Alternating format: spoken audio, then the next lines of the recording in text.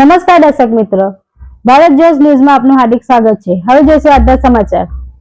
સુરતના કતારગામમાં ધારાસભ્ય વિનોદ મોરડિયાએ ગુજરાતના મુખ્યમંત્રીને પત્ર લખીને 40% કે તેથી વધુ વિકલાંગતા અને બૌદ્ધિક રીતે અસમર્થતાઓ ધરાવતા લોકોને માસિક રેશનિંગ મંજૂર કરવાની રજૂઆત કરી છે।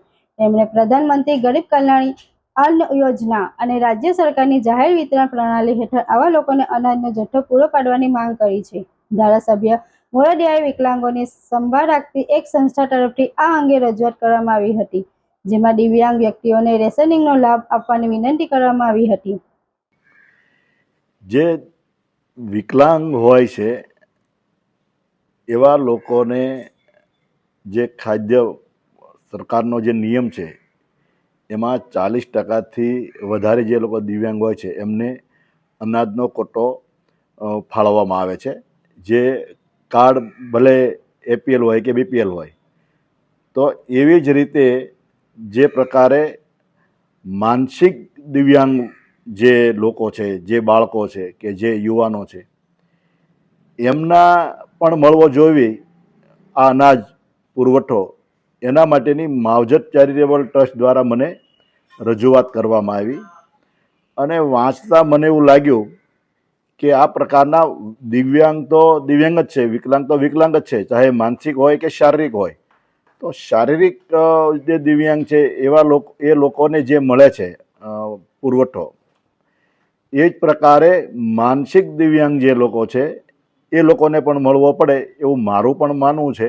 એટલા માટે માનનીય મુખ્યમંત્રીશ્રીને અને મુખ્યમંત્રીશ્રી જે પ્રકારે સંવેદનશીલ, જે પ્રકારે આવા લોકોનો બહુ સંવેદનાથી જોવે છે, મને લાગે છે કે આમની રજૂઆત છે એ સાહેબ ચોક્કસ ધ્યાનમાં લે છે અને ગુજરાતમાં વસતા આવા માનસિક દિવ્યાંગોને અનાજ મળી રહે એ માટેનો મારો પ્રયત્ન છે। સાહેબ, આ તો માનસિક જે દિવ્યાંગોની વાત છે, પણ લેભાગુ તત્વો લોકોનું પણ ખાઈ જતા હોય છે, તેવા સામે કઈ રીતની કાર્યવાહી અને આવા જરૂરિયાતમંદોને પૂરતો અનાજનો જથ્થો મળવો જોઈએ? એ અલગ બાબત છે કે જે લેભાગુ તત્વો હોય એ લેભાગુ તત્વો માટે તો સરકાર કામગીરી કરી રહી છે, એવું કોઈ ધ્યાનમાં આવે તો।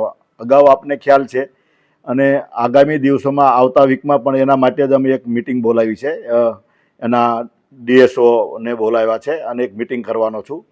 અને એમાં પણ જે પ્રકારે મેં આગળ રજૂઆત કરી હતી, આવનારું અનાજ વિતરણ થશે ત્યારે તમામ દુકાનો ઉપર એ મળવાપાત્ર અનાજમાં અંદર અનાજ હોય કે તેલ હોય કે ખાંડ હોય, કઠોળ હોય, જે હોય એને વખતો વખત એને બોર્ડ લગાવવામાં આવશે। આ વખતે પહેલી વાર એવું બન્યું છે કે બાજરી પણ આ વખતે આપવાના છે। આ નવો પ્રયાસ છે। એટલે સરકારનો ધ્યેય સ્પષ્ટ છે કે જરૂરિયાતમંદોને મળે, પરંતુ આપ જાણો છો કે કોઈ પણ જગ્યાએ કોઈ પણ યોજના હોય કે કાંઈ પણ હોય કે આપણું પ્રાઇવેટ હોય, જ્યારે અમુક લોકો એવા હોય જ છે કે એ કંઈ ને કંઈ પોતે કાંઈ પણ ચાવ કરવાના મૂડમાં હોય, કટકી કરવાના મૂડ હોય, એવા લોકો ઉપર સરકાર સતત ધ્યાન રાખશે અને રાખે છે। છતાં પણ જે દિવ્યાંગ લોકો છે એને મળવાપાત્ર એમાંથી કોઈ કટ ન થવું પડે, દિવ્યાંગ લોકોને પૂરતું મળી રહેવું પડે, એ માટેનો સરકારનો પ્રયાસ છે।